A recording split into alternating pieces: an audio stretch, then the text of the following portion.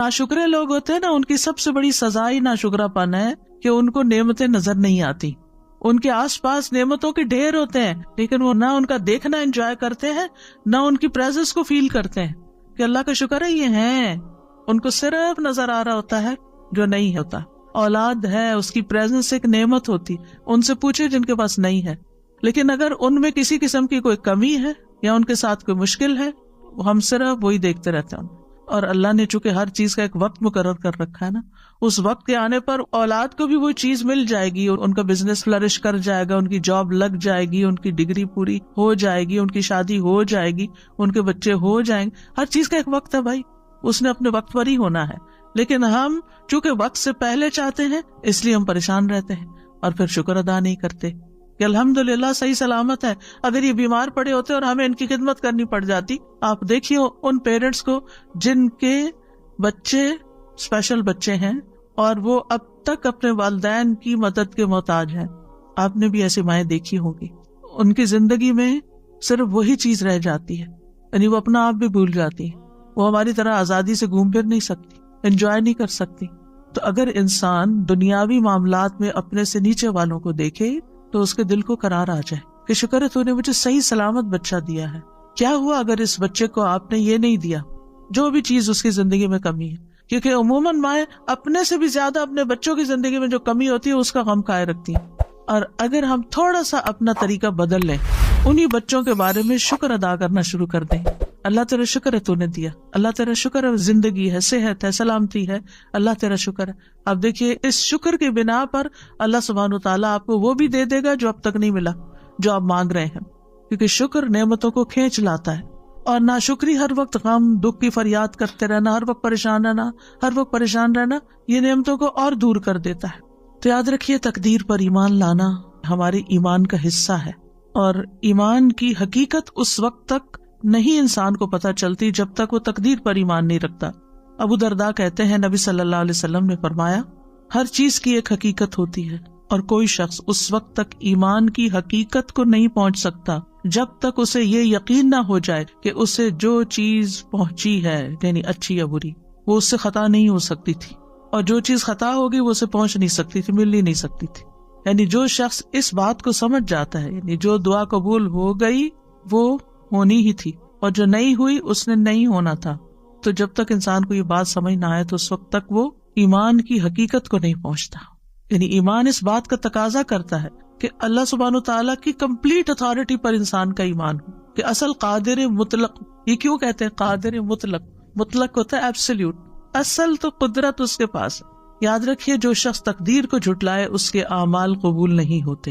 نبی صلی اللہ علیہ وسلم نے فرمایا 3 لوگوں سے اللہ نہ کوئی فرض قبول کرے گا نہ نفل. نمبر 1 والدین کا نافرمان، نمبر 2 احسان جتانے والا، اور نمبر 3 تقدیر کو جھٹلانے والا. عمل ہی قبول نہیں ہوتے. ڈھیر صدقے کا بھی دے تو وہ بھی قبول نہیں ہوگا. عبداللہ بن عمر قسم کھا کے فرمایا کرتے تھے اگر تقدیر کا انکار کرنے والوں میں سے کسی کے پاس احد پہاڑ کے برابر سونا بھی ہو اور وہ سارے کا سارا اللہ کے راستے میں دے دے تب بھی اللہ اسے قبول نہیں کرے گا جب تک وہ تقدیر پر ایمان نہ لائے. تو کتنا ضروری ہے اس عقیدے کو ذہن میں رکھنا، اس پر ایمان لانا اور اس کو ریفریش کرنا. رمضان اصل میں موقع ہے ہم اپنے بنیادی عقائد کو ریفریش کریں، ہم دین کی بنیادی تعلیمات کو ریفریش کریں تاکہ ہم آگے سال کا جو باقی حصہ ہے وہ بہترین مسلمان کے طور پر گزار سکیں. نبی صلی اللہ علیہ وسلم نے فرمایا مجھے بعد میں آنے والے زمانے میں اپنی امت پر سب سے زیادہ 3 باتوں کا ڈر ہے. نمبر 1 ستاروں پر ایمان لانا، نمبر 2 تقدیر کو جھٹلانا، اور نمبر 3 حکمران کا ظلم کرنا. ایک اور حدیث میں آتا ہے نبی صلی اللہ علیہ وسلم نے فرمایا یہ آیت میری امت کے آخری زمانے کے اللہ عز و جل کی تقدیر کے جھٹلانے والے لوگوں کے بارے میں نازل ہوئی ہے. ذوقوا مس سقر انا کل شیء خلقناہ بقدر.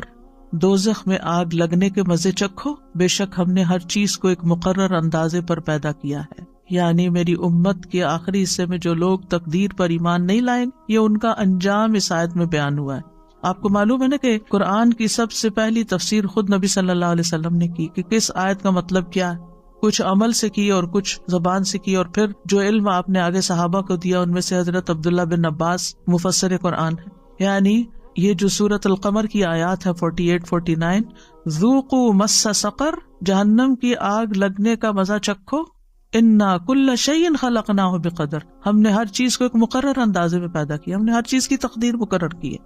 پھر اسی طرح آپ صلی اللہ علیہ وسلم نے فرمایا، جنت میں والدین کا نافرمان، جادو پہ ایمان رکھنے والا، عادی شراب خور اور تقدیر کو جھٹلانے والا داخل نہ ہوگا۔ تو تقدیر پر ایمان لانے کا تقاضا کیا ہے؟ نمبر 1، اس بات پر یقین رکھنا کہ ہر چیز لکھی جا چکی ہے۔ یہ بار بار میں اس لیے دہرا رہی ہوں تاکہ ایمان مکمل ہو کہ تقدیر پر ایمان کا مطلب کیا ہے۔ عمر، رزق، عمل، یہ سب کچھ تقدیر سے ہے۔ حسن کہتے ہیں، بے شک اللہ نے مخلوقات کو پیدا کیا تو ان کے ساتھ ان کی تقدیر کو پیدا کیا، ان کی عمروں کو تقدیر کے مطابق تقسیم کیا، ان کے رزق کو تقدیر کے مطابق تقسیم کیا، آزمائش اور صحت اور تندرستی کو بھی تقدیر کے مطابق تقسیم کیا۔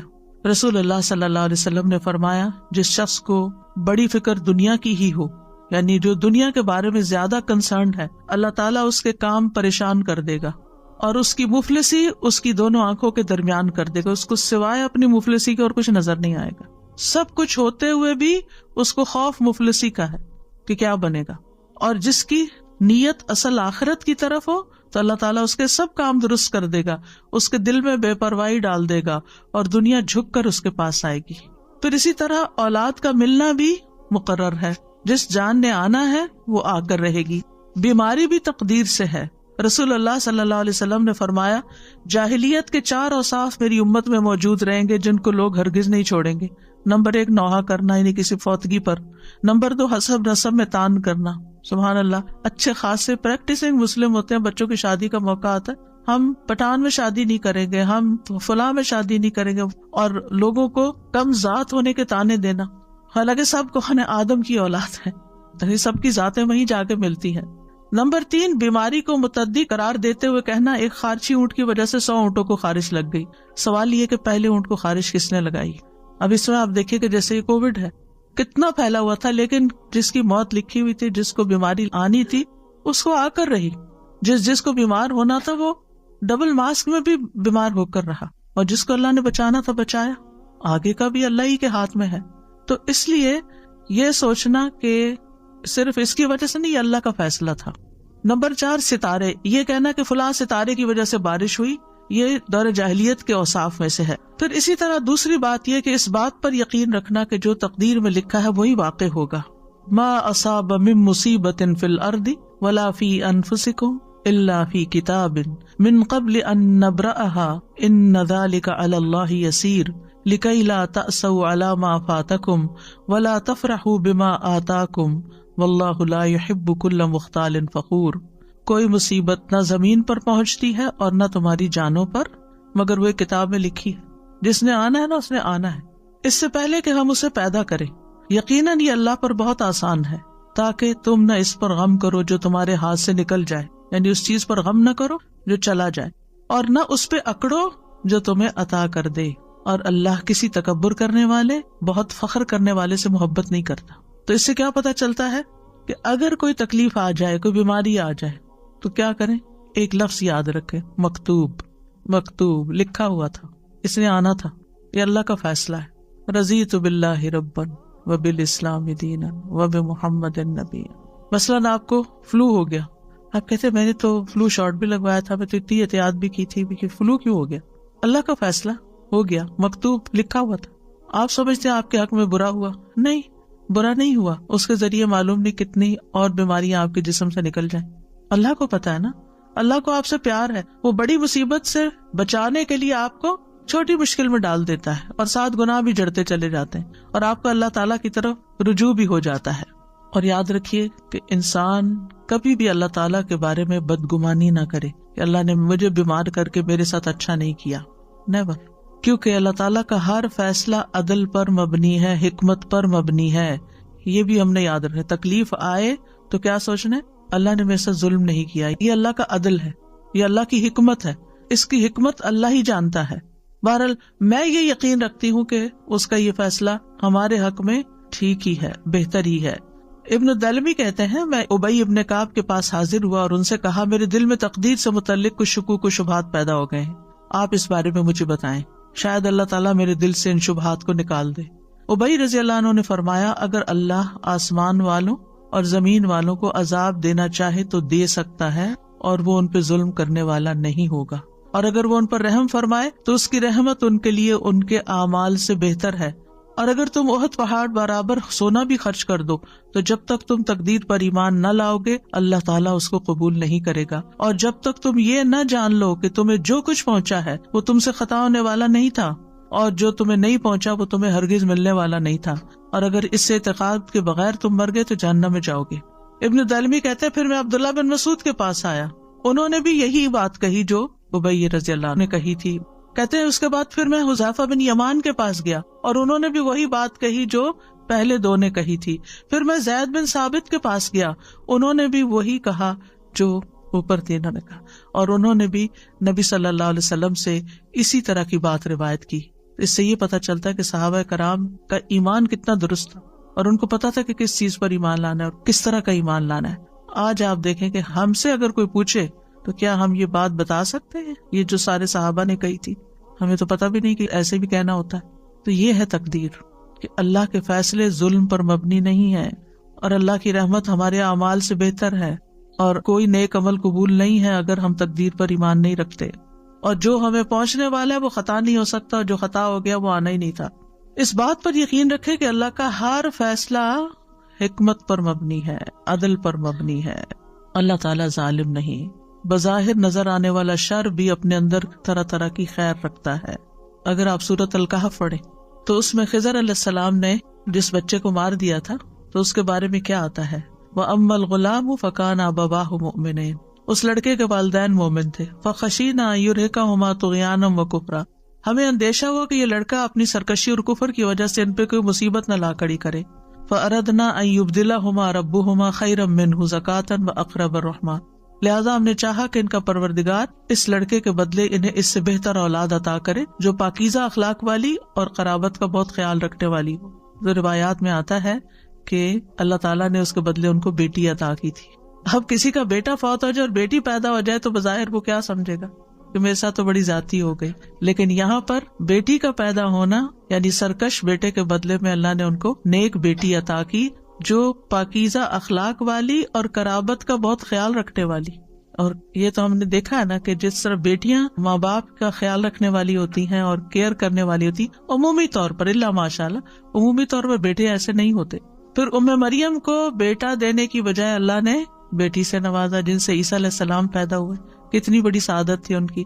تو مومن کے ہر حال میں خیر ہوتی ہے، اللہ کے ہر فیصلے میں خیر ہے۔ حدیث میں آتا ہے مومن کا معاملہ بھی عجیب ہے، اس کے لیے ہر بات میں بھلائی ہے، اور یہ مومن کے سوا کسی کے لیے نہیں۔ اگر اس پہ خوشحالی آتی ہے وہ شکر ادا کرتا ہے تو اس کے لیے بہتر ہے، اگر بھی مشکل آتی ہے وہ صبر کرتا ہے تو اس کے لیے وہ بہتر ہے۔ اور شکر کرنا بھی بہت فائدے کی چیز ہے۔ الطاعم الشاکر کالصائم الصابر، یعنی جو کھا پی کے شکر ادا کرتا ہے وہ روزہ رکھ کے صبر کرنے والے کی طرح، اس کا بھی اجر ہے اس کا بھی اجر۔ تو جس حال میں اللہ رکھے اس کے مطابق اگر آپ ریئیکٹ کرتے ہیں تو آپ کے لیے اجر ہی اجر ہے۔ پھر آپ دیکھیے کہ ایک ہم عادت سیکھنے کے ہر چیز میں خیر دیکھیں اور خیر کے پہلو پر نظر رکھیں۔ نبی صلی اللہ علیہ وسلم نے فرمایا ابن آدم دو چیزوں کو ناپسند کرتا ہے، دو چیزیں اس کو اچھی نہیں لگتی۔ نمبر ایک موت کو، حالانکہ مومن کے لیے موت فتنوں سے بہتر ہے۔ نمبر دو مال کی قلت کو، مال کم ہو گیا ہے، حالانکہ مال کی قلت حساب کتاب میں کمی کا باعث ہے۔ اگر مال کم ہے تو حساب بھی کم ہے، مال زیادہ تو حساب بھی زیادہ۔ زندگی میں کوئی حادثہ پیش آ جائے تو یہی کہا کرے لا تحسبوہ شرا لکم بل ہوا خیر لکم، تم اسے اپنے لیے برا مت سمجھو بلکہ یہ تمہارے لیے بہتر ہے۔ نہیں تمہیں پتا کہاں کہاں اس کی وجہ سے بہتری بھی ہو گئی۔